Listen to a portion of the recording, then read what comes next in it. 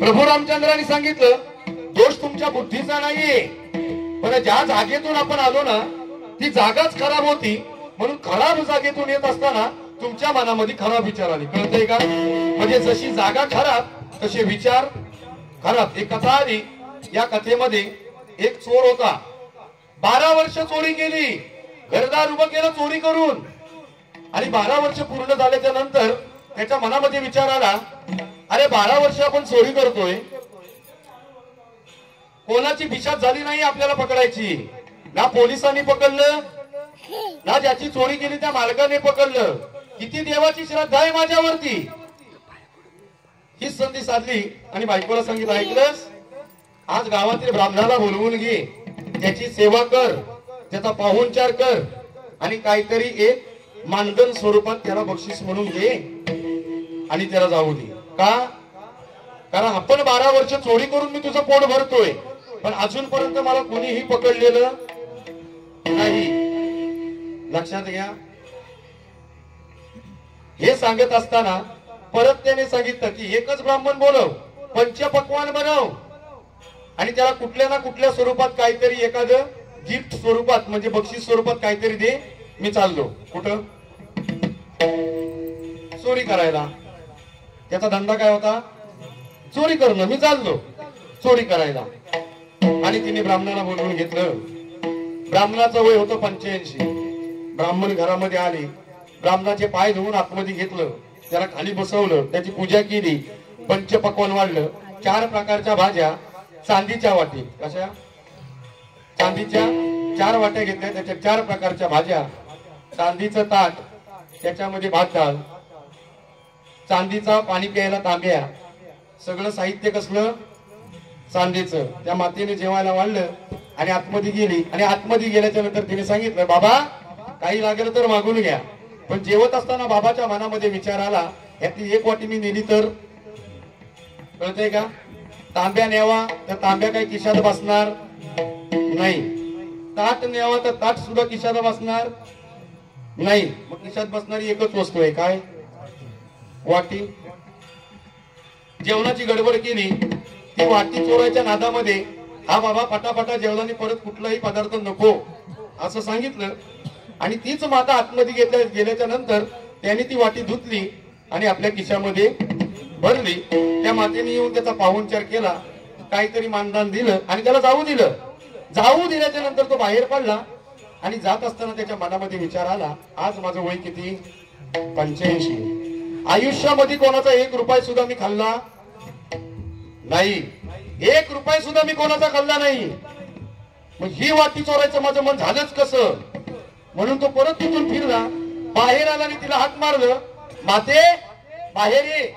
ती आली आणि पहिलाच प्रश्न केला की तुमचा पोट चालवण्याचं साधन काय? तुझा नवरा कामाला कुठे जातो? तिने मान खाली घालून सांगितलं, माझा नवरा चोर आहे. एवढंच सांगितल्याच्या नंतर हा समजून गेला, चोराचं खाल्लं म्हणून बुद्धी कसली झाली? चोरीची झाली. चोराच्या जागेत खाल्लं म्हणून बुद्धी कसली झाली? चोरी करण्याची झाली. म्हणजे जर जागेत दोष असेल तर आमचा स्वभाव बदलल्याशिवाय राहत नाही. विठ्ठल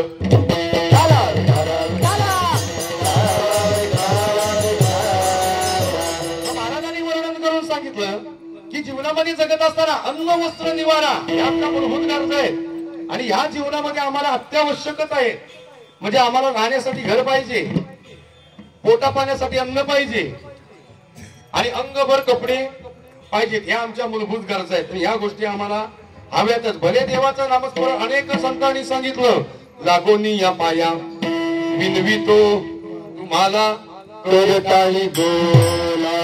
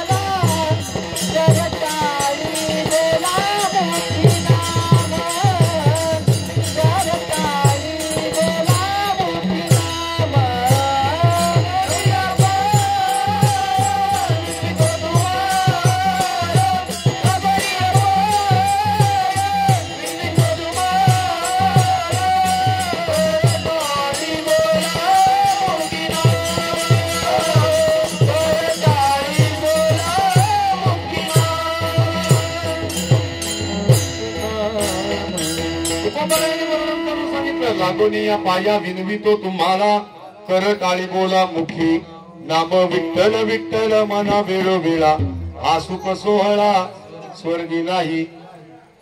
काय वर्णन केलं? लागोनी या पाया, तुमच्या चरणावरती नतमस्तक होऊन सांगतो. काय?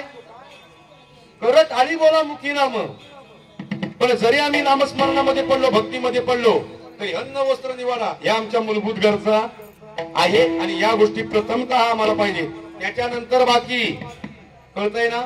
मग महाराज या अभंगामध्ये वर्णन करून सांगतात की जोडून या धन उत्तम व्यवहारे, उदास विचार वेच करी.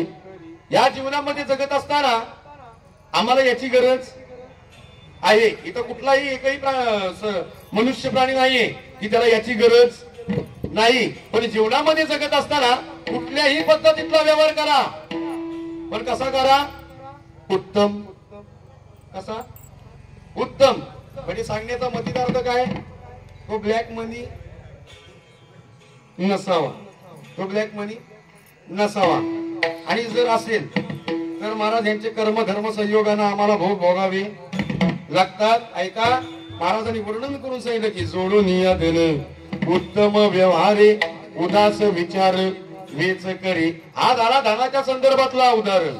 म्हणजे धन कसं असावं? उत्तम प्रकारे कमवलेलं असावं. आणि एखादा जर आमच्याकडे जर मजूर आला ना, तर त्याच्या शरीरावरचा घाम जाण्याच्या अगोदर त्याची मजुरी हातात द्यावी. तो व्यवहार कसा आहे? उत्तम. कळतंय ना? तो व्यवहार आहे उत्तम. म्हणजे जर एखाद्याने जर येऊन आमच्याकडे मोलमजुरी करावी आणि महिनाभर त्याला जर तशीच ठेवली, त्याला व्यवहाराला उत्तम प्रकारचा व्यवहार म्हणता येत नाही. ऐका, हा झाला पैशारूपीचा व्यवहार. पण इकडं नर हरी सोनाराने व्यवहार केला. कशाचा? देवा तुझा मी सोनार, देवा तुझा मी सोनार, देवा तुझा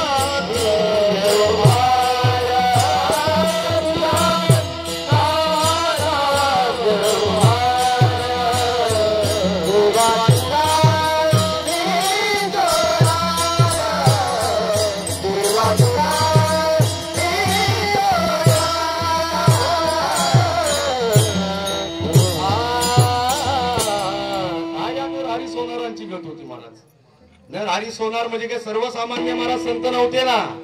ज्यावेळी सोन्याचं पागोट देवाला शिवायचं होतं, ते फक्त एका देवाला देव मानायचे, अन्यथा परमात्म्याला देव मानत नव्हते. पण ज्यावेळी ते गेले डोळे मिटून माप घेण्यासाठी देवाच्या पागोट्याचं, देवाला हात लावल्यानंतर त्रिशूल हातामध्ये येत होता. नंतर डोळे उघडून पाहिलं तेव्हा मात्र समजलं की देव वेगळा नाही, फक्त देवाच्या नामाचा व्यवहार केला. नर हरी सोनारांचा अधिकार होता. नर हरी सोनार हरीचा दास, भजन करीतसे रात्रंदिवस, भजन करीतसे रात्रंदिवस. देवा तुझा मी सोनार. कसला व्यवहार केला? देवाच्या नामाचा व्यवहार केला. पण ऐका, देवाचं नाम हे थोडस राहिलं बाजूला, पण सेवेसाठी जो अभंग घेतला, या अभंगामध्ये तुकोबाराय सांगतात की जोडून या धन उत्तम व्यवहार. म्हणजे जीवनामध्ये जगत असताना आम्ही व्यवहार केले पाहिजेत, पण कसे? उत्तम केले पाहिजेत.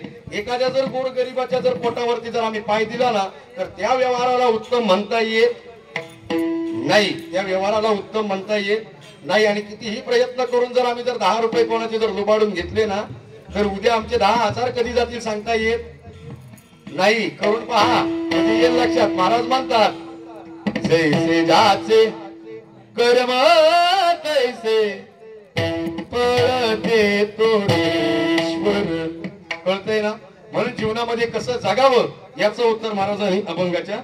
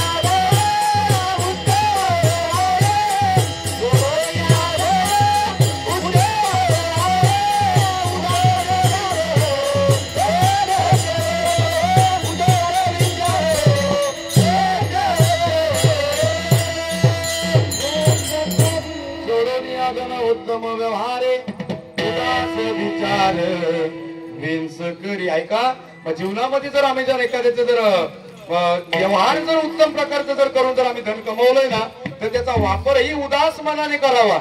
जर आम्ही जर मंदिराला जर एखाद्या जर देणगी स्वरूपात जर रक्कम दिली ना तर ती देऊन आम्ही शांत राहिलेलं सगळ्यात चांगलं. पण जर आम्ही जर देवाला इतरांपेक्षा जर 100 रुपये जर जास्त दिले आणि जर अख्ख्या गावामध्ये जर सांगत गेलो तर त्याला उदास विचार म्हणता येत नाही. त्याला उदास मनाचा विचाराचा माणूस म्हणता येत नाही. हा निव्वळ मोठेपणा. कळतंय का? मग जीवनामध्ये जगत असताना व्यवहार कसा असावा? उत्तम असावा. आणि जर उत्तम नसेल तर त्याचे भोग आम्हाला भोगावे लागतात. ऐका, पांडवांनी राजसूय यज्ञ घातला. राजसूय यज्ञ कशासाठी घेतला होता? राजसूय यज्ञ ज्यावेळी नारद मुनी भ्रमण करत असताना पांडवांचे वडील राजा पंडू हे नरकवासात होते. फक्त जाऊन सांगितलं, अरे तुम्ही हस्तिनापुराचे राजे आणि तुम्ही नरकवास भोगताय. त्यांनी सांगितलं, जे काही असेल ते माझ्या कर्मधर्मानुसार मला नरकवास प्राप्त झाला, पण माझे 5 राजकुमार खाली आहेत, त्याला तुम्ही जाऊन काहीतरी पुण्य पाठवायला सांगा. काय पुण्य पाठवायला सांगा. नारद मुनी आलेली कानावरती गोष्ट घातली. भगवान श्रीकृष्णांचा सल्ला घेऊन राजसूय यज्ञ घातला. कशासाठी? आपले वडील बाहेर यावे म्हणून. त्याला अनेक कारण होती, पण महत्वाचं कारण हे एवढं होतं. ऐका, आणि तिथं घेतल्यानंतर राजसूय यज्ञ घालायचा कसा आणि कुठल्या स्वरूपात?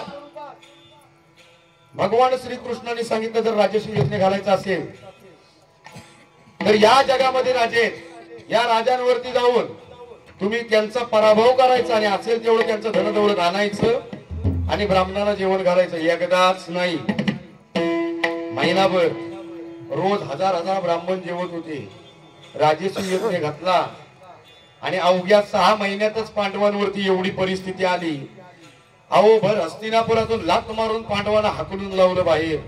बाहेर गेल्याच्या नंतर ज्यावेळी भगवान श्रीकृष्ण समोर आले, धर्मराजाने जाऊन भगवान श्रीकृष्णाचे चरण स्पर्श केले.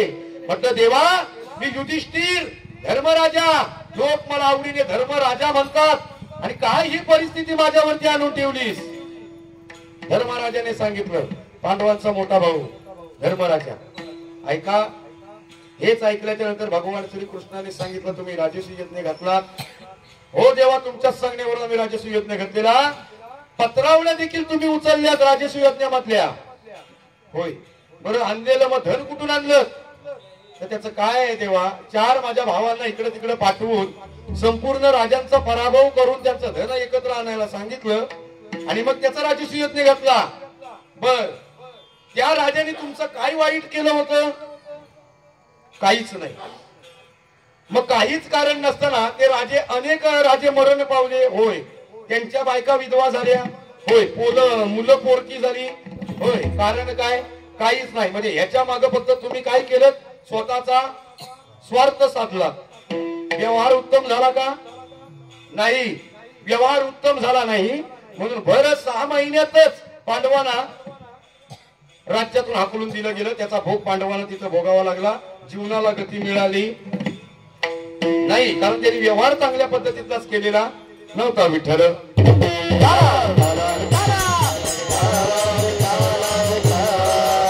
म्हणजे पांडवांचा देखील वर्म चुकला, पांडवांना सुद्धा त्याचा भोग भोगावा लागला, कारण व्यवहार उत्तम प्रकारे केलेला नव्हता. भले इकडे येऊन राजसूय यज्ञ घालून ब्राह्मणांना दान धर्म केला, ब्राह्मणांना जेवू घातलं, अन्नदान केलं, हे पुण्य इकडं झालं. पण ज्याच्यासाठी धान्य आणलं जिथून, ते चांगल्या मार्गाने आणलेलं नव्हतं, त्याचा भोग पांडवांना भोगावा लागला. ऐका, याच्यामध्ये एका राक्षसाची कथा आली, त्याचं नाव जरासंध. त्यावेळी राजसूय यज्ञ घालायचा होता ना, अनेक राजे गेले, पण तो जरासंध नावाचा एक राजा सुद्धा होता, पण तो कपटी होता, दान धर्म करायचा, पण तो एक दैत्य होता. ऐका, उद्धवाने म्हणजे भगवान श्रीकृष्णांच्या शिष्याने सांगितलं की ते बाकीचे राजे जातील तेव्हा जातील, पण तो जो जरासंध आहे त्याला मारणं महत्वाचं आहे. आता तसं जर बघायला गेलं तर जरासंधाने या पांडवांचं काही एक वाकडं केलेलं नव्हतं, पण जरासंधांचा वध जाऊन केला. ऐका, वर्म चुकला, त्याचा भोग यांना राजसूय यज्ञ झाल्याच्या नंतर 6 महिन्यात भोगावा लागला. काय त्या जरासंधाची कथा होती महाराज? ज्यावेळी उद्धवाच्या सांगण्यावरून भगवान श्रीकृष्ण, अर्जुन आणि भीम साधूचं रूप धारण केलं ब्राह्मणाचं, कारण त्यांना माहित होतं हा जरी कपट्या वृत्तीचा असला जरासंध तरी सुद्धा तो ब्राह्मणाला दान धर्म करतो. म्हणून त्या आशेवरती हे 3 जण गेले. पण ज्यावेळी ते भिक्षांतेमाई करत गेले ना आणि भिक्षा मागितली, त्याच वेळी तो जरासंध सर्वसामान्य नव्हता. त्यांनी ओळखलं की हे कोणतरी क्षत्रिय आहेत, हे रूप घेऊन आलेत, हे ब्राह्मण नाहीत. पण असू द्या, भगवान विष्णूंनी ब्राह्मणाचं रूप घेऊन जाऊन बलिराजाला सुद्धा पाताळात नेलं. मग माझ्यावर जर कीर्ती वेळ आली तरी चालेल, हे माझ्याकडे दान मागायला आलेत ना, नक्की दान देईन, हे मनातल्या मनात बोलला. आता भगवान श्रीकृष्ण होते, एवढं बोलल्याच्या नंतर भगवान श्रीकृष्ण डायरेक्ट बोलले, जरासंध आम्ही कोण ब्राह्मण वगैरे नाही, मी भगवान श्रीकृष्ण, हा अर्जुन आणि हा भीम. हेच ऐकल्याच्या नंतर जरासंध हसायला लागला आणि भगवान श्रीकृष्णाला म्हणतो, अरे तू पळकुट्या, मथुरेतून माझ्या भीतीतून पळून गेलास, माझ्या भीतीमुळे तू मथुरा सोडून पळून गेलास. कोण म्हणतो? जरासंध भगवान श्रीकृष्णाला. आता भगवान श्रीकृष्णांच्या समोर देखील तो उभा राहू शकत होता का? नाही, पण देवाला बोलला, वर्म चुकलं. ऐका, हेच बोलल्याच्या नंतर त्यांनी सांगितलं, तुम्ही कशासाठी आलाय? माझं राज्यातल्या वस्तू न्यायला, माझं राज्य न्यायला, राज्यातलं धन न्यायला? जर तुम्हाला राज्यातलं धन न्यायचं असेल तर मी माझ्या हाताने देणार नाही, माझ्याशी युद्ध करा आणि धन घेऊन जा. विठ्ठल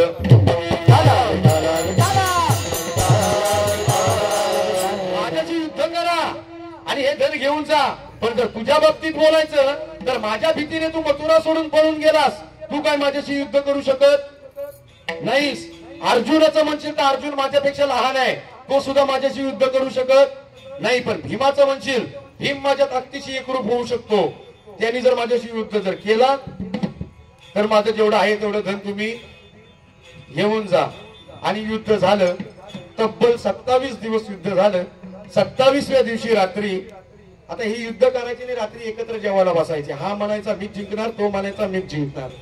आणि बरोबर 27व्या दिवशी रात्री अर्जुन उठला, भीम उठला आणि भगवान श्रीकृष्णांच्या शयन कक्षात गेला आणि श्रीकृष्णांच्या पाया पडून सांगतो, देवा मला युद्ध करता येणार नाही. कारण एवढे दिवस मारून तो मरत नाही का, खाली सुद्धा पडत नाही का, त्याला कुठल्या प्रकारची वेदना होत नाहीत. मग देवा मला माफ कर, मी युद्ध करू शकत नाही. पण त्याच वेळी भगवान श्रीकृष्णाने सांगितलं, असं करू नकोस, राजेशी युद्ध घालायचं आहे, त्याच्यामुळे याला मारणं महत्वाचं आहे. कारण सगळ्या राजांपेक्षा धन जास्त कोणाकडे होतं, याच्याकडे होतं. ऐका, याला ज्यावेळी मारलं त्यावेळी त्याच्या जन्माची कथा भगवान श्रीकृष्णाने सांगितली. महाराज, तुमचा आमचा जन्म एका मातेपासून होतो, कळतंय का? आम्हाला जन्मदाती एकच, भले सांभाळ करणारी दुसरी असेल. आम्ही सांगताना लोकांना सांगतो माझ्या 2 माता, पण जन्म देणारी एकच. हेच महाराज भगवान श्रीकृष्णाने भीमाला सांगत असताना सांगितलं, याचा जन्म एका मातेपासून झालेला नाही, याचा जन्म 2 मातेपासून झालेला आहे. अर्ध शरीर एकीतून आणि अर्ध शरीर एकीतून. ज्यावेळी जन्माला आला त्यावेळी त्याच्या वडिलांनी बघितलं हे काय येणारं मूल व्यवस्थित नाही, म्हणून त्याचे ते 2 तुकडे उचलले आणि जंगलामध्ये नेऊन फेकले. जिथे फेकले तिथे एक झाड होतं, त्या झाडावरती जरा नावाची चेटकीन होती. कोण? जरा नावाची चेटकीन. झोपलात का? झोपू नका. मध्ये मध्ये मी प्रश्न विचारतो, हो, नाही तर मी टाइम तुम्हाला सांगितले 9:20, मी 10:20 सुद्धा करीन. हो, ऐका, जरा नावाची चेटकीन त्या झाडावरती होती, ती उतरली खाली. हे 2 तुकडे तिने एकत्र केले आणि एकत्र करण्यात तिला यश आलं. एकत्र केल्याच्या नंतर ते बाळ जिवंत झालं. आणि जिवंत झाल्याच्या नंतर आता याचं नाव ठेवायचं काय, म्हणून तिचं नाव काय होतं? जरा. म्हणून त्याचं तुझं नाव ठेवलं जरा. आणि 2 सांधे एकत्र केले म्हणून नाव ठेवलं जरासंध. काय? जरासंध. अहो, मोठा झाला तो, राजा झाला, दैत्य झाला, त्याच्या नादाला सुद्धा महाराज कोण लागत नव्हता, इतका मोठा झाला. ही त्याच्या जन्माची कथा सांगितली आणि भीमाला सांगितलं, ज्या पद्धतीत त्याला एकत्र करून त्याला जीवदान मिळालंय ना, त्याच पद्धतीत जर त्याचे 2 तुकडे वेगळे केलेस तर त्याचा मृत्यू त्याच्यामध्ये आहे. आणि युद्ध झालं. भगवान श्रीकृष्णाने आपली जेवढी ताकद होती तेवढी भीमाला दिली. आणि युद्ध झाल्याच्या नंतर पहिल्या पटक्यात भीमाचा तो जरासंध आडवा झाला. त्या जरासंधाच्या पायावरती याने पाय दिला, दुसरा पाय धरून फाडून टाकलं मध्येच त्याला, कळतंय का? आणि त्या जरासंधाचा मृत्यू झाला. लक्षात येते तुमच्या? आणि ते संपूर्ण धन उचललं आणि जाऊन तिकडे राजर्षी यज्ञ घातला. मला सांगा, कोणाचा तरी वध करून संपूर्ण होतं तेवढं राज्यातलं धन घेऊन गेले. भले तिकडे जाऊन त्यांनी ब्राह्मणाला दान धर्म केला, पण धन नेलं हे कुठल्या स्वरूपातलं नेलं? चुकीच्या स्वरूपातलं नेलं. कुठल्या? चुकीच्या. मग ते उत्तम होतं का? नाही. मग जीवनामध्ये जगत असताना आम्हाला जर भीक मागून जर खायची वेळ तर जरूर खा, पण कोणाची चोरी लबाडी करू नाही. महाराज म्हणतात असं जरी केलं तरी चालेल. आमच्या संतांनी भिक्षा मागूनच खाल्लं ना, भिक्षा मागून खाल्ले. म्हणून आज संत इतके वर्ष जाऊन झाले तरी सुद्धा त्यांचं नाव आमच्या विठ्ठल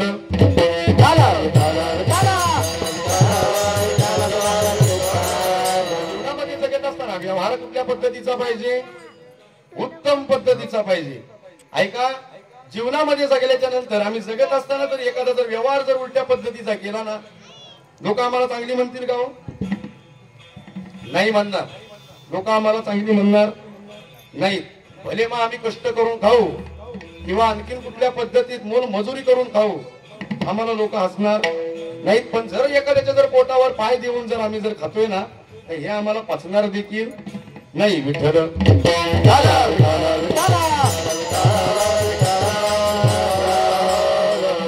जीवनामध्ये महाराज जगत असताना एखादा माणूस सहज म्हणतो, महाराज काय जीवनामध्ये हे असं केलं तरी मारायचंय आणि तसं केलं तरी मारायचंय. पण ऐका, आम्ही जर चुकीच्या मार्गाने जर जीवन जगून जर नंतर मेलो ना, तर आमच्या बरोबर वावरणारे तंबाखू म्हणतात गेला तू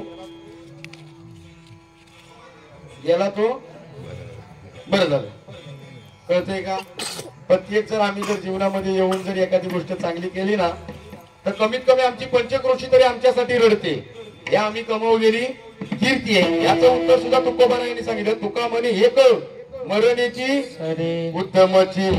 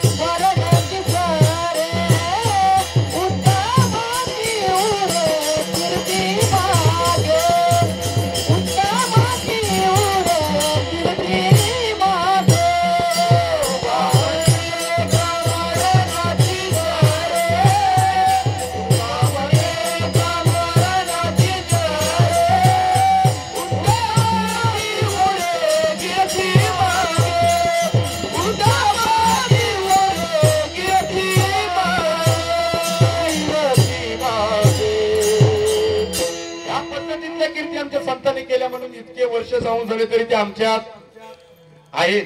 कळतंय ना? त्यांचा व्यवहार त्या पद्धतीतला होता. कुणाचा? हरिनामाचा. ऐका, मग जीवनामध्ये जगत असताना जगावं कसं याचं उत्तर सांगत असताना महाराजांनी अभंगाच्या पहिल्या चरणामध्ये त्याचं उत्तर दिलं. जोडून या धन उत्तम व्यवहार उदास विचार वेच करी. जर एखाद्याला जर आम्ही उदास मनाने जर एखादी जर गोष्ट देतोय व्यवहार संदर्भातली तरी ती चार चौघात सारखी बोलून दाखवू नाही जर दाखवली तर त्याचा उपयोग काही होत नाही. त्याचे पुण्य आम्हाला लागत नाही. आणि जर जीवनामध्ये जर आम्ही उत्तम प्रकारे जर जगलो तर त्याच्या आयुष्याला त्याच्या जीवनाला उत्तमची गती प्राप्त होते. अभंगाचं दुसरं चरण. उत्तमची गती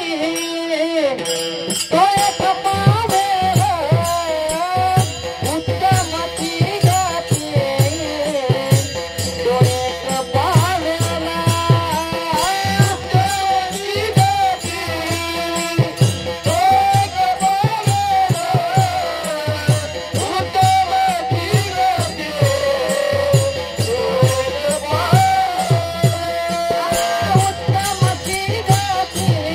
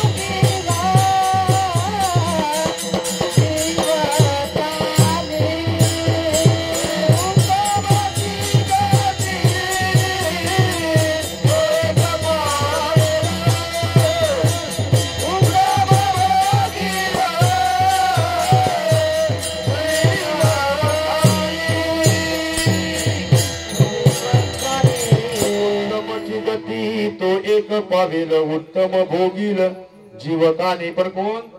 जो जीवनामध्ये उत्तम प्रकारे जो व्यवहार करतो, उदास मनाने वेच करतो, तोच. अन्यथा दुसरा नाही, दुसरा नाही. उत्तमची गती कोणाला प्राप्त होते?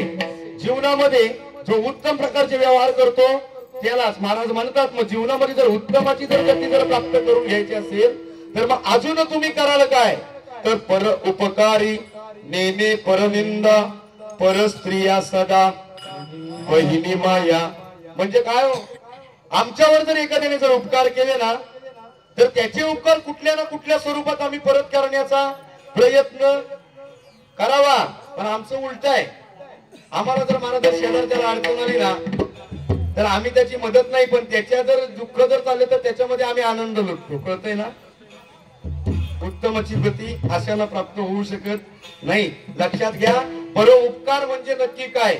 आज भगवंताने आम्हाला जन्माला घातलं पण त्यांच्या उपकाराची परतफेड आम्ही करत नाही. आणि जर केली असती तर संतांनी नसतो आपल्या हातापाया पडले. मगाचं प्रमाण लागोनी या पाया विनवितो तुम्हाला. म्हणजे आपल्या नतमस्तक संतांनी व्हावं इतक्या बरोबरीच्या आपण नाही, पण आपल्याला जाणीव करून दिली की तुमचा आमचा जन्म झाला कशासाठी? आम्ही आमच्या मनाने जन्माला आलोच नाही महाराज. कुठल्या तरी जन्माचे प्रारब्ध ठेवून दुःखासी कारण जन्म घ्यावा किंवा वासनेच्या पोटी जन्मा येणे लागे. म्हणजे आम्ही कुठल्या तरी गोष्टीचं प्रारब्ध ठेवून जन्माला आलो, यावंच लागलं. कशासाठी? भोगणे ते फळ संचिताचे. म्हणजे केलेल्या कर्मांची फळ ही भोगण्यासाठी आम्हाला माणसाचा जन्म परत मिळाला आहे का? जर एखाद्याचा जर शेजारी एखादा माणूस चांगला असेल तर त्याच्या बाजूचाच म्हणतो इतका माणूस चांगला आहे, पण देवाने याच्या वाट्याला इतके भोग का दिले? हे त्या जन्मातले भोग भोगत नसतो तो.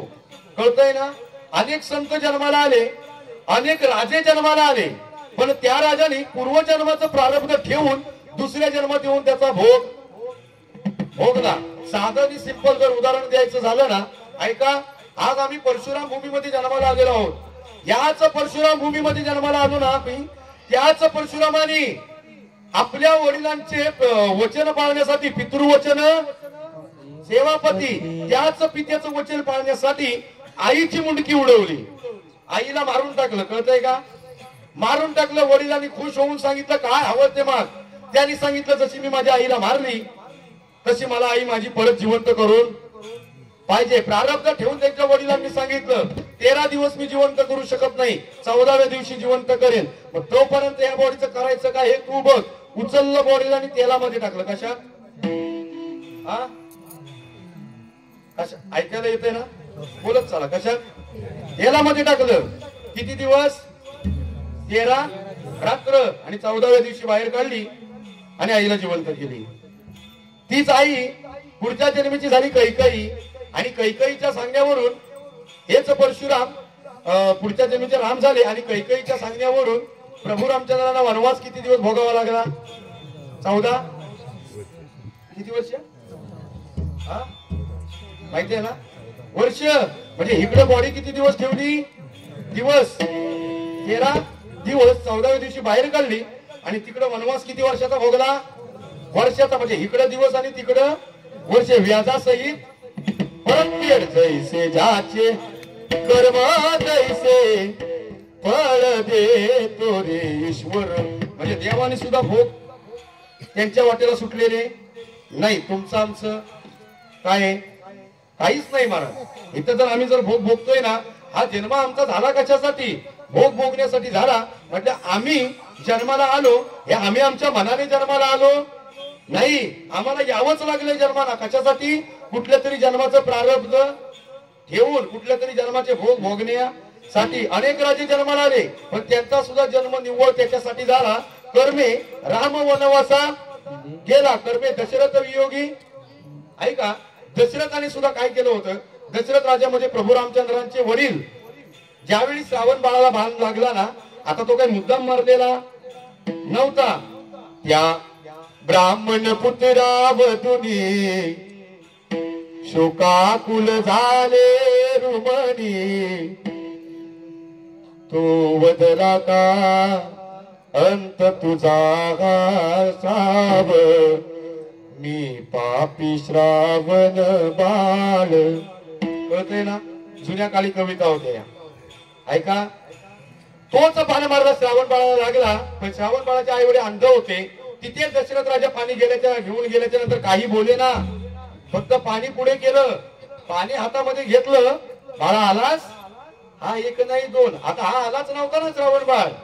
पाणी घेऊन जाणारा कोण होता? राजा दशरथ. बाळा तू बोलत का नाहीस? परत वडिलांनी सांगितलं, पाणी आणायला सांगितलं म्हणून बाळा तुला जड झालं का? तू बोलल्याशिवाय मी पाणी पिणार नाही. दशरथाने रडून सांगितलं, माते माझ्या हातातून तुमचा मुलगा मृत्यू पावला. मी राजा दशरथ, अयोध्येचा राजा. त्याचा आई वडिलांनी शाप दिला, तुला एक नाही दोन नाही तीन नाही 4-4 मुलं होतील, पण तुझ्या अंतकाळी एकही तिथे नाही. प्रमाण आहे महाराजांचं. चौघे पुत्र राजा दशरथा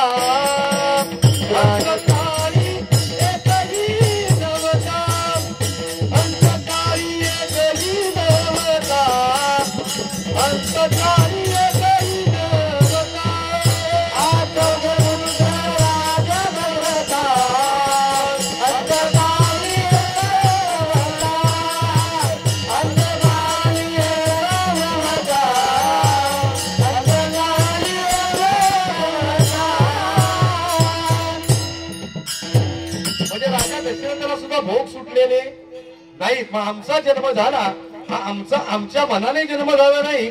देवाला अवतार घ्यावाच लागतो. दैत्य मातला तर त्याला मारण्यासाठी. संत स्वतःच्या मनाने येतात आणि स्वतःच्या मनाने जातात, पण आम्ही मनुष्य म्हणून जन्माला आलो हे आम्ही स्वतःच्या मनाने आलो नाही. आम्हाला यावंच लागते. आम्हाला तो जन्माला घालतो. कशासाठी? जर आमचे पूर्वकर्म जर चुकले असतील तर त्याचा बदल करून इथं पुण्य होण्यासाठी. पण आम्ही जर इथं पुण्य केले नाहीत, आम्ही परमात्म्याचं जर भजन केलं नाही, तर नामदेवराय म्हणतात, चुकली या वर्म फेरा पडे,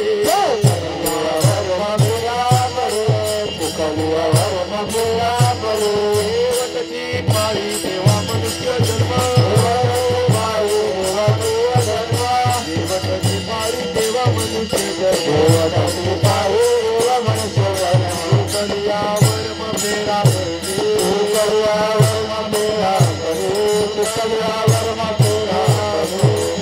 जीवनामध्ये जर आमचं जर वर्म चुकलं ना तर आम्हाला परत 84 लक्ष्मीची सोडवण करावी लागते. म्हणून जन्माला आल्याच्या नंतर आम्हाला जन्माला घालणारा कोण आहे? तो परमात्मा आहे. फक्त आई वडील हे निमित्त दिलं आणि आम्हाला जन्माला घातलं. पण जर त्याचं जर परमात्म्याचं जर भजन झालं नाही तर महाराज आम्हाला परत जन्माला यावं लागतं. म्हणून जीवनामध्ये जर येऊन जर काय करावं तर काकड्यामध्ये महाराज सांगतात, जेने हा जीव दिला दान, जेने हा जीव दिला दान,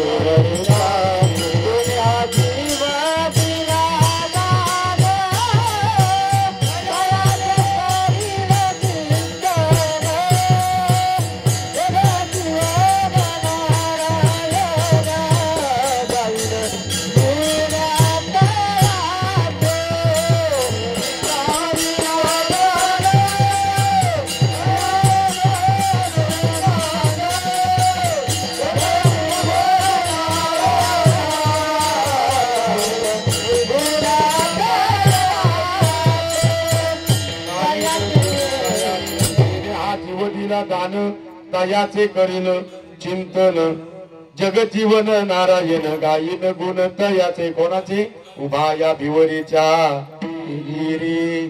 म्हणजे तो परमात्मा आहे, त्याचं जर भजन आमच्या मुखातून झालं नाही तर महाराज, आणि जर जीवनामध्ये जगत असताना जर व्यवहार संदर्भात असो किंवा अन्य कुठल्या संदर्भात असो वर्म जर महाराज चुकलं तर चुकली या वर्म फेरा पडे. मग जीवनामध्ये जर सद्गती प्राप्त पाहिजे असेल तर महाराज म्हणतात पर उपकारी नेहमी परनिंदा. परमात्म्याने आम्हाला जीवन जर दान दिले तर त्याचे उपकार आम्ही फेडले पाहिजे. संतांनी भक्ती केली पण कुठल्या पद्धतीत संतांनी देवाकडे मागणी केलेली नाही, केली मागणी पण स्वतःसाठी केलेली नाही. तुकोबराचे अभंग काढून पहा मागणी पर, त्याच्यामध्ये जेवढे तुकाराम महाराजांनी अभंग लिहिले ना, एकाही अभंगात तुकोबाने आपल्यासाठी स्वतःसाठी काही मागितलेलं नाही. मागून मागून काय मागावं, हेची दान देगा देवा तुझा विसरण वावा गुण गाईन आवडी हीच माझी सर्व जोडी. काय त्या परमात्म्याने सांगितलं, तुकोबा माझा कधी तुम्हाला विसरच पडला नाही आणि कसली ही मागणी करताय. दुसरी मागणी केली, हीच भावी माझी आस जन्मोजन्मी तुझा दास. आता नव्हते का तुकोबराय दास? जन्माजन्मामध्ये त्या परमात्म्याची येऊन भक्त बनून तुकोबरायांनी देवाची भक्ती केली. कृतयुगामध्ये ज्या भक्त प्रल्हादांची आम्ही कथा ऐकतो ते भक्त प्रल्हाद म्हणजे या कलियुगातले तुकोबराया. त्रेतायुगामध्ये प्रभू रामचंद्रांची भक्ती वालीपुत्र अंगद ज्या अंगदाने केली तेच या कलियुगातले तुकोबराया. आणि द्वापार युगामध्ये ज्या उद्धवाने भगवान श्रीकृष्ण परमात्म्याची भक्ती केली तो उद्धव म्हणजे या कलियुगातले तुकोबराया. कसं काय याचा सुद्धा पुरावा संतांनी दिला. जे जे झाले अवतार तुका त्यांच्या बरोबर, तुका त्यांच्या बरोबर, तुका त्यांच्या बरोबर, तुका त्यांच्या बरोबर, तुका त्यांच्या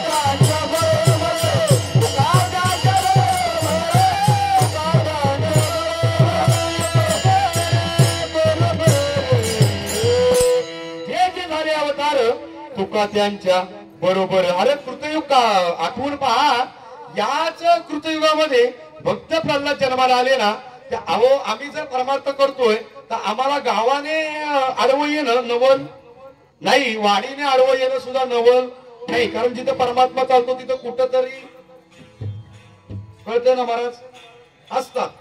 म्हणजे कुणीकडून जे होतंय ते होऊ देत नाही. पण स्वतःच्या बापाने परमार्थ करून दिला नाही तो हिरण्यकशिपू. कळतंय ना.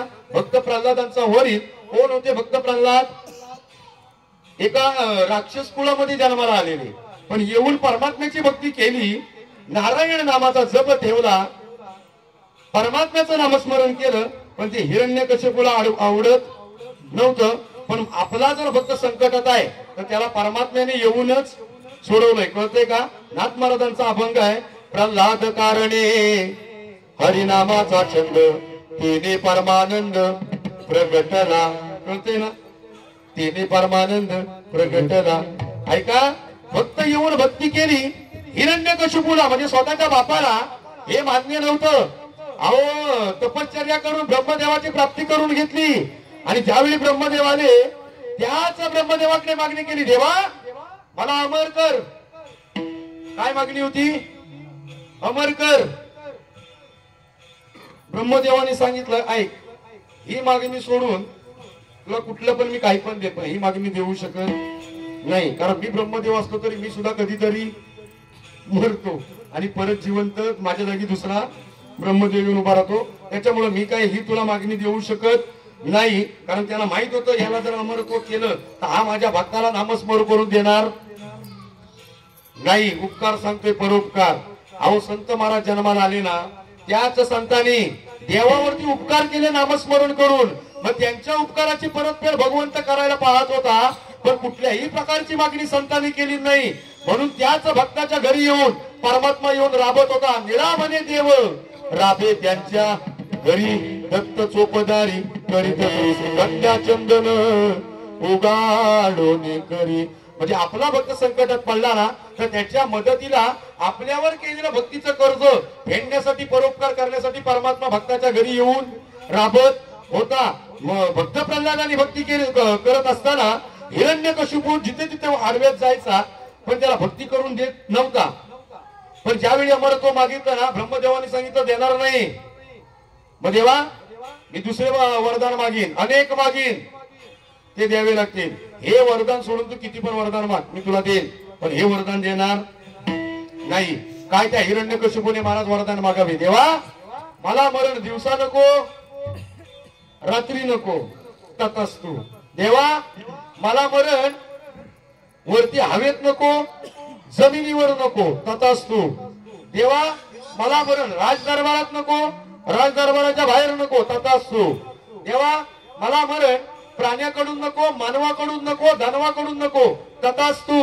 देवा मला मरण सजीवाकडून पण नको, निर्जीवाकडून पण नको, तथास्तु. आणि तो हिरण्यकशिपू मनातल्या मनात हसतो, म्हणतो काय मूर्ख ब्रह्मदेव आहे. एकच जर मागणी जर केला नसती तर इतक्या मागण्या मागायची काही गरज नव्हती. पण त्याच ब्रह्मदेवाने ही गोष्ट मनातून जाणलेली. देव पण मनात हसून म्हणतो तू किती पण उड्या मार, तुझी वेळ भरली की तू तुला कुठल्या स्वरूपात येऊन उचलून घेऊन जर काढणार नाही. आम्ही पण तसंच जगतो ना, आम्ही जन्माला आलो पण आम्ही कधी मारणार नाही. आम्ही मरणार का? हा मरणार. वा चल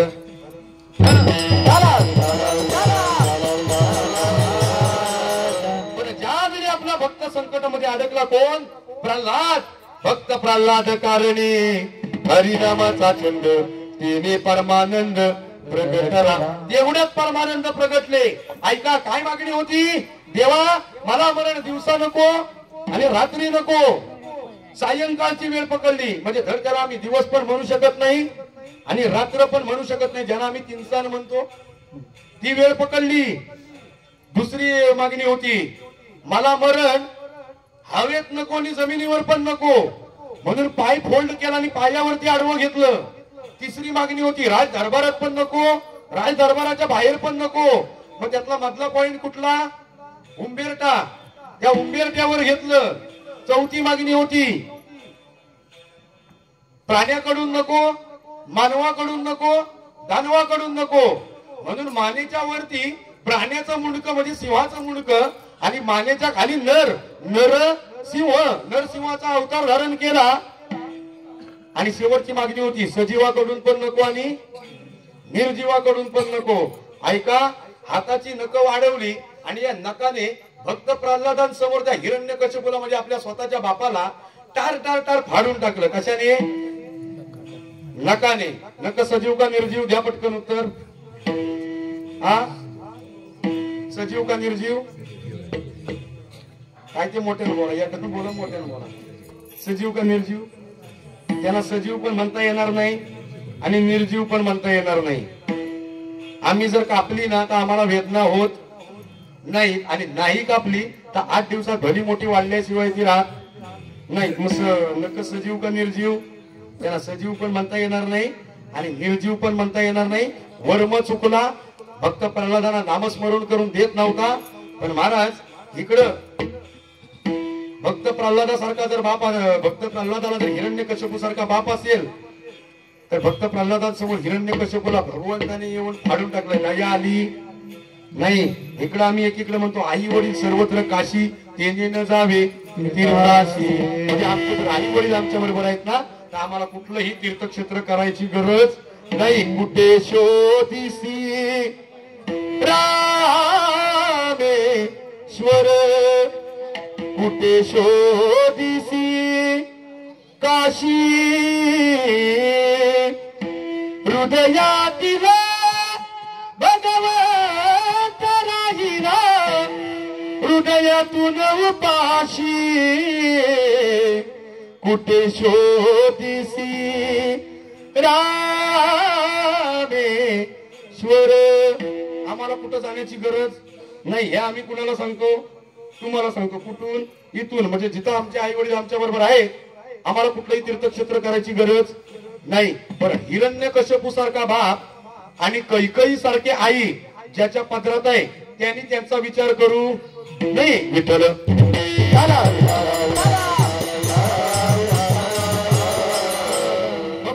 भक्तांनी म्हणजे संतांनी येऊन परमात्म्याची भक्ती केली. आज जर आम्ही जन्माला आलो ना तर आम्ही त्या परमात्म्याचे उपकार विसरायला नको का. त्यांनी आम्हाला जन्माला घातले. पहिलं प्रमाण जेणे हा जीव दिला दान किंवा बोलून येते आले बोला आमचा बाप घरवारे झाला. कुणी आम्हाला जन्माला घातलं त्या पांडुरंग परमात्म्याने जन्माला घातलं म्हणून आमचा बाप घरवार झाला. मग त्याला आम्ही विसरू का नाही. त्याला विसरता कामा नाही. त्यांनी केलेले आमच्यावरती अनन्य उपकार याची परतफेड आम्ही नामस्मरणामार्फत काही करायला पाहिजे. देव म्हणतो याच्यात तुमचाच फायदा आहे माझा नाही. लक्षात घ्या तुम्ही जर नाम घेतलं तर जळतील पापे तरीची नाम संकीर्तन साधन सोपे. कुणाची पाप जळतील तुमचीच. नसेल नाम घ्यायचं तर पहा काकडा आठवून दोन्ही वेगेसी चला जाऊ राऊळासी आज ती पातकाच्या राशी काकड आरती देखलेला उठा उठा साधू संत साधा आपुले हित गेला गेला देह मर कैसा भगवंत गेला गेला देह मग कैसा भगवंत. हे काम आम्हाला संतांनी केलं पण आमचं त्या गोष्टीकडे लक्ष नाही. कुठा जागे वारे आता स्मरण करा पंढरीनाथा भावे चरणी ठेवा माता चुकवा व्यथा या जन्माच्या धनदारा पुत्र जन आ बंधू सोयरे विशोन. कळतंय का. पण आम्ही या गोष्टींकडे लक्ष दिलेलं नाही. आम्ही फक्त या जीवनामध्ये हे माझं आणि ते माझं करत राहिलो. इथं सुद्धा काकड्यामध्ये महाराजांनी प्रमाणपत्र दिला. कोणता देखत देखत ना तू पंतू तोही कैसा झाला देखत देखत ना तू पंतू तोही कैसा झाला देखत देखत ना तू पंतू तोही कैसा झाला देखत देखत ना तू पंतू तोही कैसा झाला. आजा मेरा पंजा मेरा बाप मस्त गेला देखत देखत ना तू पंतू तोही कैसा झाला देखत देखत ना तू पंतू तोही कैसा झाला. आजा मेरा पंजा मेरा बाप मस्त गेला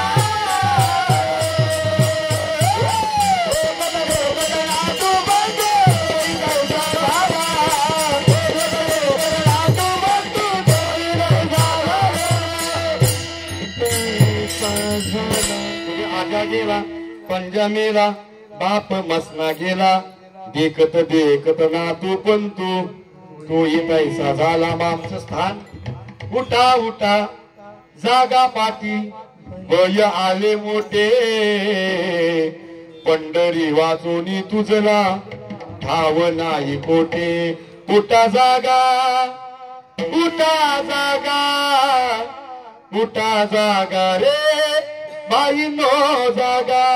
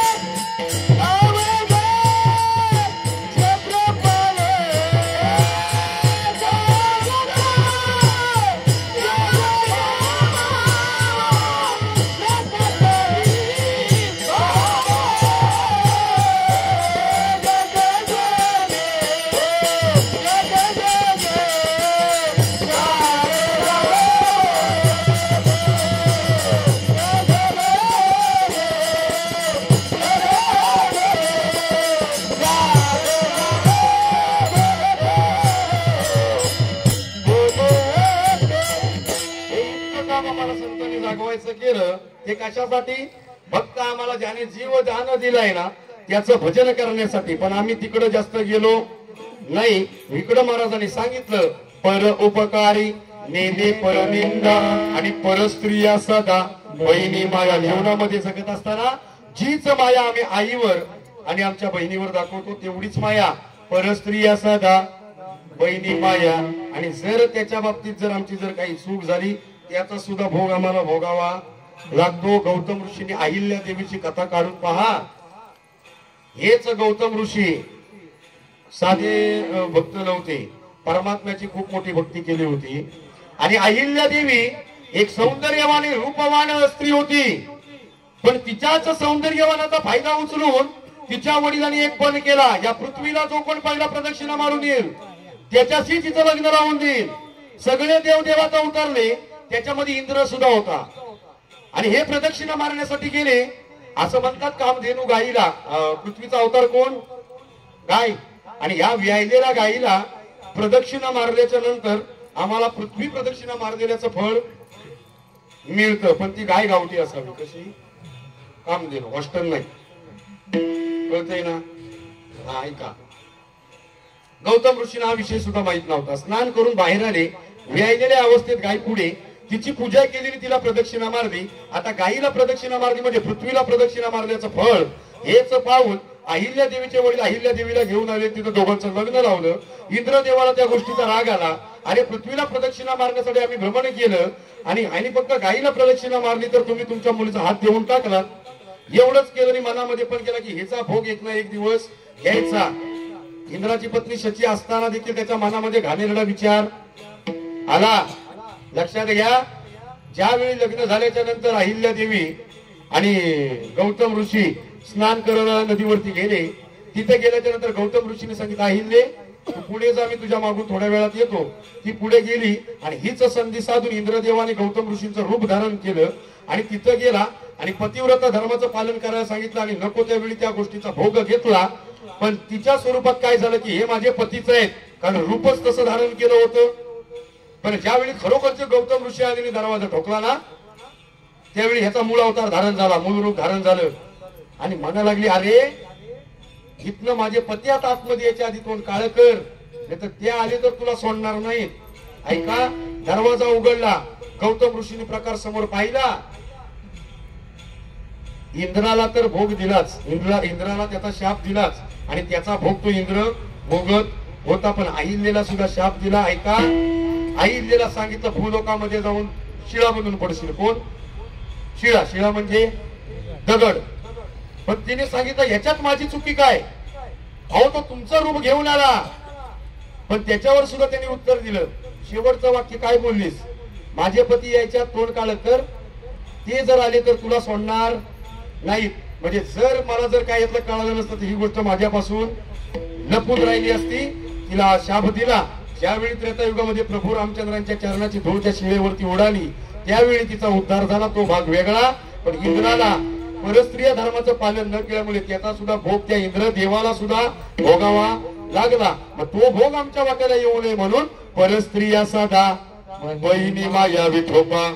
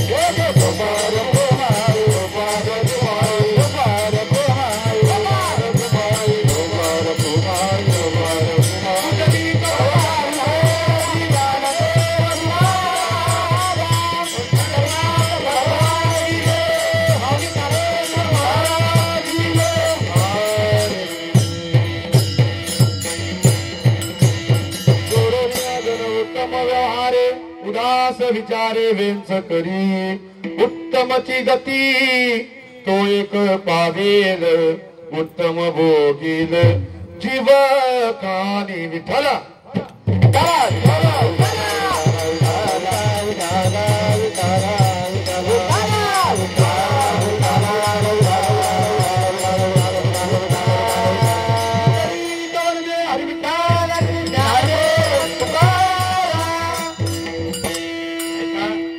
वर्णन करून तिसऱ्या चरणामध्ये महाराजांनी सांगितलं परोपकारी नेने परनिंदा परस्त्रिया सदा बहिणी माया आणि त्याच्याच आयुष्याला उत्तमची गती तो एक पाविल उत्तम भोगील जीवकानी. मग जीवनात हे नियम आम्हाला पाळायला पाहिजे. तर जीवन जगत असताना महाराज म्हणतात मग जीवनामध्ये अजून कोणाच्या जीवनाला सद्गती प्राप्त होते.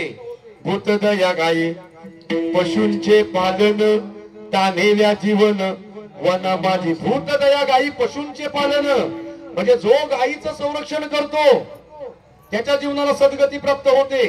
फक्त ती गाय गावठी असावी. मगाशी सांगितल्याप्रमाणे की हॉस्टन किंवा जर्सी नसावी. कारण शास्त्र असं सांगतं महाराज या जर्सी हॉस्टन आम्ही बिझनेसच्या स्वरूपात गायी आणल्या पण ह्या गायी आमच्या भारतीय गायी नाही आणि या गायींच्या दुधापासून आम्हाला आजार उत्पन्न झाले. त्याचं सर्वस्वी कारण या गायी ऐका ज्या गावठ्या गायीच्या एका दुधामुळे 1 लिटर दुधामध्ये जी क्षमता आहे ती हॉस्टन गायीने 10 लिटर देऊ दे त्याच्यामध्ये तेवढं तत्व मिळत नाही एवढं गावठी गायीच्या दुधामध्ये. आजही पहा आम्हाला जर डॉक्टरकडे गेल्याच्या नंतर डॉक्टर सुद्धा सांगतात की गावठ्या गायीचं दूध चालू करा. कळतंय ना. क्षमता त्या गावठ्या गायीच्या दुधामध्ये. ऐका पूर्वीचा जर काळ आठवला तर आपल्या घराच्या बाजूला मधांचे पोळे असायचे. आठवतंय का. आमच्या वेळी नाही आम्ही आत्ता पण बाबांच्या ह्या काळामध्ये जर तुमच्या काळामध्ये आठवून पाहिलात तर मधाचे पोळे असायचे. आता पाहायला मिळतात का नाही मिळत. अजून करून पहा. नगर समाजाच्या जर कधी जर तुम्ही जर आसपासात जर गेलात तर जिथे त्या गायीचं गोमूत्र किंवा शेण जिथं लोटलं जातं तिथे बघा मधाच्या माश्या फिरत असतात. आमच्या गायींच्या शेणाच्या जवळ सुद्धा येणार नाहीत. जर्सी गायीच्या किंवा हॉस्टन गायीच्या शेणाच्या मधाच्या माश्या त्या जवळ येत नाहीत. पण एखाद्याच्या जर घरामध्ये गावठी गाय असेल एकच तर तिच्या शेणाजवळ आणि तिच्या गोमूत्राजवळ त्या मधाच्या माश्या नक्की आल्याशिवाय राहणार नाही. आणि त्याच शेणातले कण कण कण कण उचलून मधाचा पोळा तयार होतो. शास्त्र सांगते करून पहा. म्हणजे गावठ्या गायीच्या शेणामध्ये सुद्धा तेवढी तत्वता आहे. गावठ्या गायीच्या दुधामध्ये सुद्धा तेवढी तत्वता आहे. गावठ्या गायीच्या गोमूत्रापासून वेगवेगळ्या आजारांवर औषधोपचार बनले. या गायींचं संरक्षण करा. भूतदया गायी पशूंचे पालन आणि तांदेल्या जीवन वना माझे. एखादा जर तहानलेला असेल तर त्याला कमीत कमी पाण्याचा तांब्या तरी नेऊन द्यावा तर आमच्या आयुष्याला उत्तमची गती प्राप्त होऊ शकते. ऐका मग तो कुठल्याही अनुषंगाने येऊ दे. तो तहानलेला आहे ना त्याला द्यावं. त्याला जर आम्ही हाकललं तर त्याचा सुद्धा भोग आम्हाला भोगावा लागणार ना महाराज. उद्या आमच्यावर सुद्धा का नाही वेळ येणार ती येणार. ऐका मग जीवनामध्ये जर आम्हाला सद्गती प्राप्त पाहिजे असेल तर तानेल्या जीवन वन माझी विठ्ठल.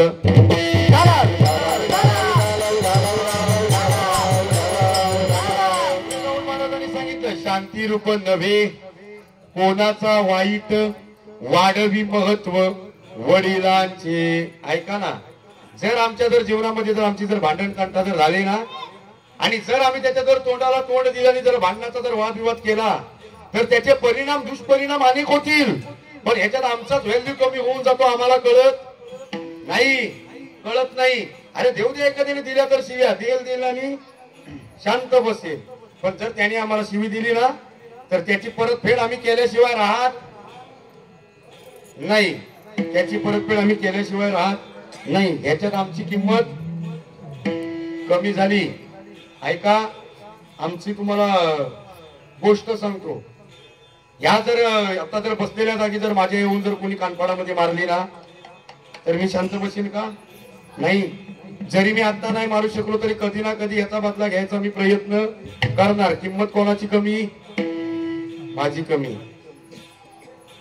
आज जर कारण नसताना जर इकडनं जर एखाद्याने मला जर शिवी दिली तर त्याची सुद्धा मी परतफेड करणार. याच्यात पण किंमत कोणाची कमी. आणि जरी मी या जन्मामध्ये शांत राहिलो तरी त्या गोष्टीचा बदला या नाही तरी पुढच्या जन्मात मी घेतल्याशिवाय राहणार नाही. मग याला काही महाराज पुरावा कुणी बघितला नाही पुढचा जन्म. ऐका, मगाशी प्रभू रामचंद्रांचं उदाहरण दिलं. पूर्वजन्मी केलेले पाप त्याला पुढच्या जन्मामध्ये भोगायला आले. विषय काय आहे? शांतिरूप नव्हे कोणाचा वाईट. शांत राहून कोणाचं कधी वाईट होत नाही. अरे समजू दे ना एखाद्याने आम्हाला कमी, समजलं तरी चालेल. याच्यात त्याचा व्हॅल्यू संपला पण आमची किंमत वाढते. आणि आम्ही जर एखाद्या ठिकाणी गेलोय तर आमचं नाव विचारण्याच्या अगोदर हा कोणाचा मुलगा असं विचारलं जातं. म्हणजे तिथं आमच्या आई वडिलांची किंमत वाढते. मग शांतिरूप नव्हे कोणाचा वाईट वाढवी महत्व वडिलांचे. कळतंय ना तुम्हाला? ऐका, ह्याच जर बदल्याचा विषय झाला ना, आज जर आम्ही शांत राहिलो कारण नसताना जर मला कोणी मारलं तर त्याचा बदला मी या नाही तरी पुढच्या जन्मात घेतल्याशिवाय राहणार नाही.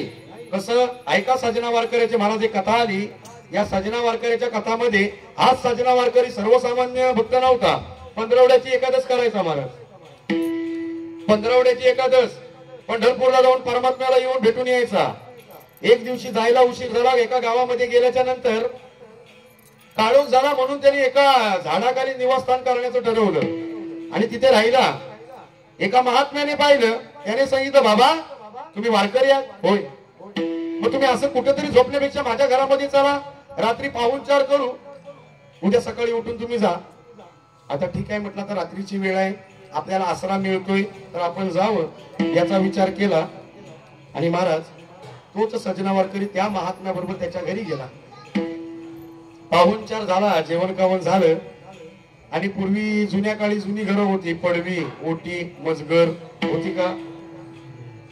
आणि आता पाहुणा म्हणून ओटीवरती त्याची सोय केली माच्या टाकून झोपण्याची. आणि तो महात्मा आपलं कुटुंब घेऊन आतमध्ये झोपला.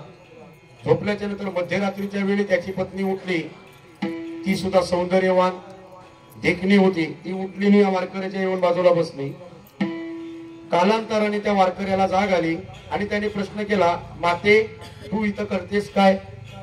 तिने सांगितलं, तू एक सौंदर्यवान, मी एक सौंदर्यवान, मग मी इथं कशासाठी आले हे तुला काही सांगण्याची गरज मला वाटत नाही. त्याने सांगितलं, या असली घाणेरडी गोष्ट माझ्याकडून होणार नाही, अशी गोष्ट माझ्याकडून होणार नाही, तू उठ आणि जा. तिथून ती उठली, आपल्या पतीच्या बाजूला जाऊन बसली. परत तिने विचार केला, हा कदाचित माझ्या नवऱ्याला तर घाबरला नसेल. म्हणून जुन्या काळी लाकडी कपाट होती. त्या कपाटाच्या खाली फरशी नावाचं एक साधन होतं. काय फरशी म्हणजे काय? ती कुऱ्हाडी सारखी असते. ती क्षणाचा पण विचार केला नाही. उतानी अवस्थेत झोपलेला नवरा त्याच्या मानेवरती घालून धडा वेगळी शीर करून टाकली. रक्तबंबाळ झालेलं शरीर घेतलं. नवरा जागीच ठार झाला. नवऱ्याला मारून टाकलं आणि हातातली कुऱ्हाड घेऊन ती बाहेर आली. त्याला परत उठवलं, सांगितलं, तुला ज्याची भीती होती त्याला मी मारलंय. आता तरी तो महाराज पूर्ण कावरा भावरा झाला, घाबरला. तो म्हणू लागला, मी अशांच्या घरामध्ये राहणारच नाही. आणि उठला, आपलं होतं तेवढं गाठोडं घेतलं आणि हा बाहेर पडला. हिने सुद्धा विचार केला, हा जर आपली इच्छा पूर्ण करत नसेल तर ह्याला सुद्धा सोडायचं नाही. अहो बाहेर येऊन बोंबाबोंब केली. अरे ज्याला आम्ही विश्वास ठेवून आमच्या घरामध्ये घेतलं त्याने माझ्या नवऱ्याला आता मारलेली कुणी? तिनेच. ढकललं कोणावर? त्याच्यावर. कायदा काय सांगतो समजा. आता ऐका पुढची परिस्थिती. याचं कुणी ऐकलं नाही. याचे हात बांधले. हा ओरडून सांगत होता, अरे मी वारकरी आहे, मी काही केलेलं नाही. कुणी ऐकलं नाही महाराज याचं. त्या गावच्या पाटलाने निर्णय दिला, हा वारकरी आहे म्हणतो ना, मग याला ठार मारू नका. याचे जे बांधलेले दोन आहेत हात ते तोडा आणि याला सोडून द्या. दोन हात कलम करा. क्षणाचा सुद्धा विचार केला नाही. त्याचे दोन हात तोडले आणि जाऊ दिलं. रागाने लालबुंद झालेला हा सजना वारकरी रक्तबंबाळ झालेलं शरीर घेऊन पंढरीमध्ये गेला आणि त्याच परमात्म्या समोर जाऊन देवाला शिव्या घालू लागला. अरे लहानपणापासून तुझी भक्ती केली, तुझ्या भक्तीमध्ये खंड पडू दिला नाही आणि काही ही परिस्थिती माझी करून ठेवलीस. होती का माझी चूक त्याच्यामध्ये? परमात्म्याने सांगितलं, जरा थांब, तुझं पूर्वजन्म तुला आठवून देतो. आता ऐका विषय काय होता.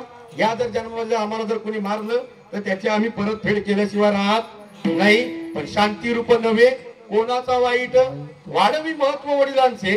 अरे जर आम्हाला जर एखाद्याने जर कोणी मारलंय ना तर आम्ही शांत चित्ताने तो विषय घ्यावा, याच्यात आमच्या वडिलांची ख्याती वाढते. पण त्यांनी कारण नसताना जर मारलंय तर त्याचा बदला ह्या नाही तरी पुढच्या जन्मात घेतला जातो. ऐका, त्याच सजना वारकरीला पूर्वजन्म आठवून दिला. तोच वारकरी एक शेतकरी होता. कोण? शेतकरी. शेतामध्ये काम करत होता आणि बाजूने एक कसाई गाईला ओढत नेत होता. कसाई कशाला नेणार? कळतंय ना? हा, हातामध्ये भला मोठा सुरा, एका बाजूला गाईला पकडली ओढत नेत होता आणि शेतकरी शेतात काम करत होता.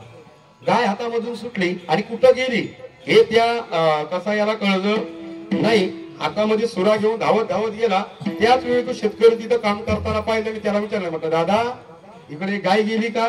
त्याने दाखवलं, इकडे गेली. कुठे गेली? इकडे गेली. तोच कसाई त्या दिशेला गेल्याच्या नंतर त्याला ती गाय मिळाली.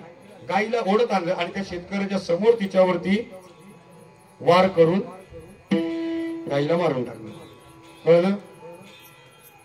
तो शेतकरी म्हणजे त्याच जन्माचा सजना वारकरी. पुढच्या ज्या कसायाने हत्या केली त्या कसायाला त्याच्या कर्मधर्मानुसार पुढचा जन्म माणसाचाच मिळाला आणि पुरुषाचाच मिळाला. या सुद्धा शेतकऱ्याला कर्मधर्मानुसार पुढचा जन्म पुरुषाचाच मिळाला. आणि ज्या गायीची हत्या केली ना त्या गायीला पण कर्मधर्मानुसार पुढचा जन्म एका सौंदर्यवान स्त्रीचा मिळाला. कोणाचा? स्त्रीचा मिळाला. ती स्त्री ज्या कसायाने त्या गायीला मारलं तीच गाय पुढच्या जन्मी स्त्री बनून त्याच कसायाची बायको झाली. कळलं? ती दोघ जण गाय आणि कसाई हे पुढच्या जन्मीचे नवरा बायको झाले आणि हाच शेतकरी पुढच्या जन्मीचा सजना वारकरी झाला. ज्या शेतकऱ्याने गाय या दिशेला गेली, बोर्ड दाखवलं, त्याची व्याजासहित दोन्ही हात तोडली. कुणामुळं? त्या गायीमुळे. गाय गेलेली त्यांनी दिशा दाखवली कोणी? शेतकऱ्याने दाखवली. कारण नव्हतं दाखवायचं. हातामध्ये सुरा दिसल्याच्या नंतर ती गाय कुठे गेली दाखवायचं कारण नव्हतं. एक बोट दाखवलं म्हणून व्याजासहित दोन्ही हात तोडले गेले. ज्या कसाईने गायीची हत्या केली त्याच गायीने पुढचा जन्म त्याचीच बायको होऊन तिच्याच नवऱ्याची हत्या करून टाकली. म्हणजे या जर जन्मामध्ये आमचा वर्म ज्याच्या बाबतीत चुकतो तोच त्याचा बदला घेतल्याशिवाय राहत नाही. विठ्ठल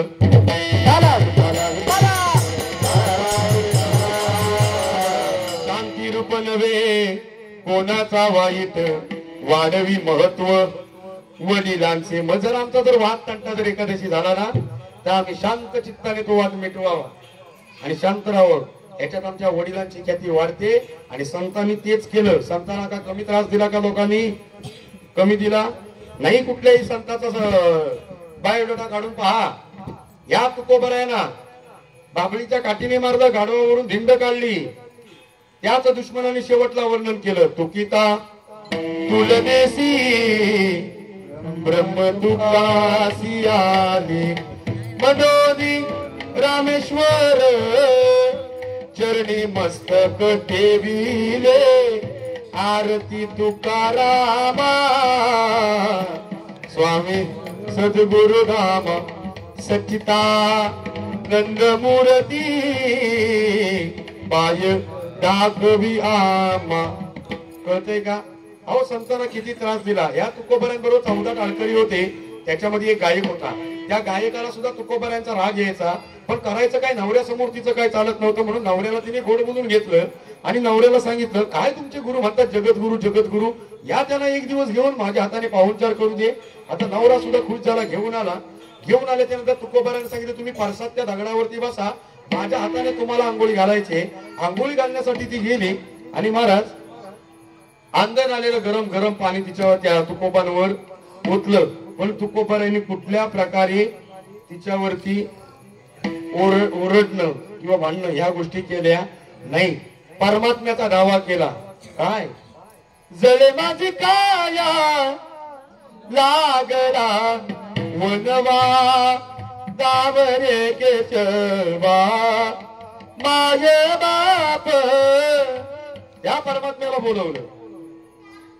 हे आमच्या संतांकडे फक्त सहनशीलता होती, अन्यथा आमच्याकडे त्या सहनशीलता नाहीत. म्हणून महाराजांनी वर्णन करून सांगितलं, शांती रूप नव्हे कोणाचा वाढीत, वाढवी महत्व वडिलांचे उत्तमची गती, तो एक पाविल उत्तम भोगील जीव कानी. मग शेवटच्या चरणामध्ये वर्णन करत असताना महाराज म्हणतात, तुका म्हणे हेची आश्रमाचे फळ. मग काय आश्रमाचं फळ आहे याचं उत्तर महाराजांनी अभंगाच्या शेवटच्या चरणात, तुका म्हणे हेची आश्रमाचे फळ, तुका म्हणे हेची आश्रमाचे फळ, तुका म्हणे हेची आश्रमाचे फळ,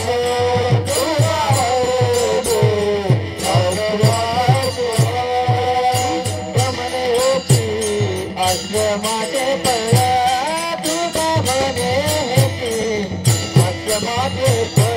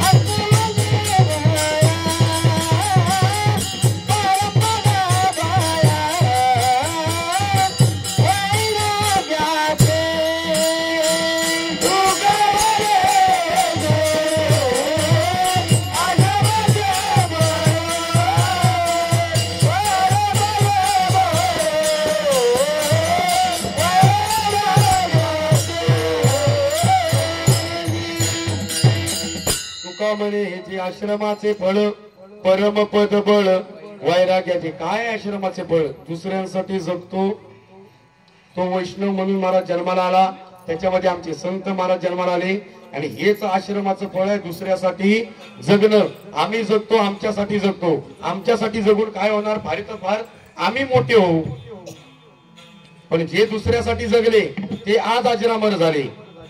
कळतंय ना तुम्हाला? संत दुसऱ्यासाठी जगले, आज अजरामर झाले. आम्ही जगतो फक्त आमच्या कुटुंबासाठी, ती पण आम्ही घ्यायचं बंद केलं की आमची किंमत जन हे सुखाचे दिल्या अंतंबा काळीचे जोवरी चलन गा तोवरी म्हणती माझा माझा. कधीपर्यंत आम्ही आणून देतोय तोपर्यंत आम्ही आणून द्यायचं बंद झालं की आमची किंमत संपली. आश्रमाचं फळ काय? साडेगुरुजींची प्रार्थना आठवून बघा. जगीचे दिन दीपतीत जगीचे दिन पद दलित तयाचा ऊन उठवावे जगाला प्रेमर पावे खरा तो एकची धर्म जगाला प्रेमर पावे. काय जुन्या काळच्या प्रार्थना होत्या, आता त्यातलं काही राहिलेलं. पप्पा सांगा कुणाची? पप्पा माझ्या मम्मीची. मम्मी सांगा कुणाची? मम्मी माझ्या पप्पाची. लेकरू कुठल्या भूताच? आत्ताच्या कवितेला मला त्याचा अर्थ राहिला नाही. ऐका, ओघात आलं म्हणून सांगतो. वासुदेवाची ऐका वाणी जगात नाही राम रे. दाम करी काम वेड्या दाम करी काम. पैशाची जादू लय न्यारी कान्या पोराला त्याची हाव. आई टाकून देते केत पैशाच्या मागून जात. पैशासाठी सारी माणस झाली त्याचे गुलाम रे. दाम करी काम वेड्या दाम करी काम.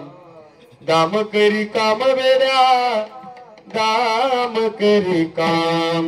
इथं सुद्धा सांगितलं जीवनात जगायला पैसा महत्वाचा आहे. पैशाची जादू लय न्यारी, तान्या पोराला त्याची आवड. लहानपणापासून मोठ्यापर्यंत आवड कशाची? पैशाची. कळतंय का? काय आश्रमाचं फळ? साने गुरुजी म्हणतात करा तो एकची धर्म जगाला प्रेम अर्पावे. कोणाला प्रेम अर्पावे? जगाला. स्वतःला का नाही? अहो राजा शिवछत्रपतींचा इतिहास काढून पहा. राजा शिवछत्रपती जगले कोणासाठी? जिंकावगा कटुनी मराव हेची आम्हाला ताव, लढुनी मराव मरुनी जगाव हेची आम्हाला ताव. देशासाठी सारे मिसळू, धर्मासाठी सारे विसरू, माया ममता नाती शूर आम्ही सरदार म्हणा, काय कुणाची भीती. कोणासाठी जगले? देशासाठी सारे विसरू, धर्मासाठी सारे विसरू. देशासाठी आणि धर्मासाठी जगले. हे स्वतःसाठी जगले का? नाही जगले. लक्षात घ्या. माया ममता नाती. आम्हाला सुटते का महाराज माया? नाही, आम्हाला माया सुटत नाही. अहो एखाद्या वयोवृद्ध माणसाला जर विचारलं ना चालता का दादा पंढरपूरला? नाही ना, तू मला सोडून राहत नाही, हे आमचं उत्तर आहे. पण मी सांगू, प्रेमाच्याच बाबतीत जर म्हणाल तर आम्ही स्थिर. आमचं एका दगडावर पाय नाही. कसं माझा आहे एखादा म्हणेल, पण मी पटवून देईन तुम्हाला. अहो एक 2-3 वर्षाच्या मुलाला विचारा, बाळा तुझं प्रेम कोणावरती? काय सांगेल तो? कोणावर? 2-3 वर्षाचा मूल कोणावर सांगणार प्रेम आहे? आई बापावर. बरोबर, आई बापावर सांगणार. तोच मुलगा उद्या कॉलेजला जाऊ दे, मग विचारा बाळा तुझं प्रेम कोणावर? इथं बोलण्यासारखंच नाही. उद्या त्याचं लग्न होऊ द्या, लग्न झाल्यावर विचारा त्याला तुझं प्रेम कोणावर? काय सांगेल? बोलत चला. काय सांगेल? बायकोवर. उद्या त्याला मुलं होऊ द्या, तिथं परत विचारा तुझं प्रेम कोणावरती? काय सांगेल? मुलांवर. उद्या ती मुलं मोठी होऊ द्या, त्यांचं लग्न होऊन त्याला मुलं होऊ द्या, की हा म्हणतो आता नातवाकडे बघून राहूसं वाटतंय. मी तर जगण्यात काही मजा राहिली नाही. लहानपणी प्रेम कोणावर करत होता? आई बापावर. आणि प्रेम ट्रान्सफर होत होत होत होत हा जेव्हा 60-65 वर्षाचा झाला तेव्हा प्रेम कोणावरती करावा लागला? नातवंडावर. प्रेमाच्या बाबतीत आम्ही स्थिर नाही. पटलं का? लक्षात घ्या. मग आश्रमाचं फळ काय आहे? साने गुरुजींच्या प्रत्येक जर चरणाच्या ओळी जर आठवून बघितल्या, समजता बंधू मानावे जगाला प्रेम अर्पावे. म्हणजे वैष्णव, जे वैष्णव म्हणून जन्माला आले, मग त्या वैष्णवांमध्ये आमचे संत आले, अनेक क्रांतिकारक आले. हे कोणासाठी जगले? आमच्यासाठी जगले. मग हेच आहे आश्रमाचे फळ. तुका म्हणे हेची आश्रमाचे फळ, परमपद बळ वैराग्याचे उत्तमची गती, तो एक पाविल उत्तम भोगील जीवकाने ज्ञानेश्वर माऊली ज्ञानराज माऊली ज्ञानेश्वर माऊली ज्ञानराज माऊली तुकाराम तुकाराम तुकाराम तुकाराम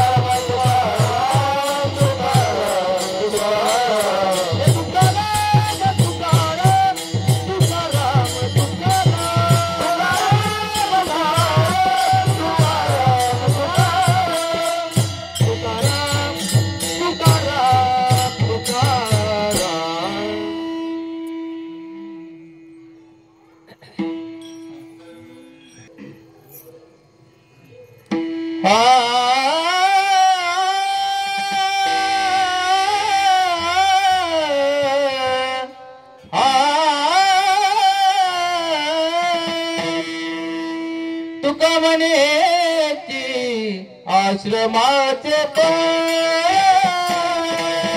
तुका म्हणे आश्रमाचे पण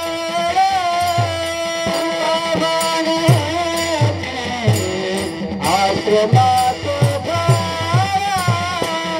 तुका म्हणे आश्रमाचे तुका म्हणे आश्रमाचे तुका म्हणे आश्रमाचे तुका म्हणे आश्रमाचे तुका म्हणे आश्रमाचे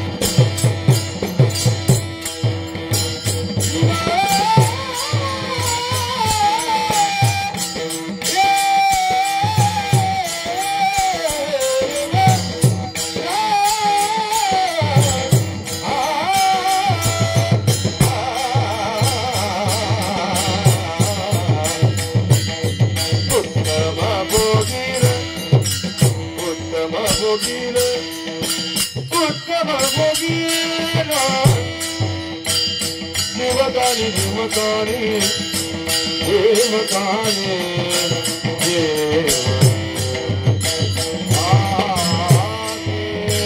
जीवकानी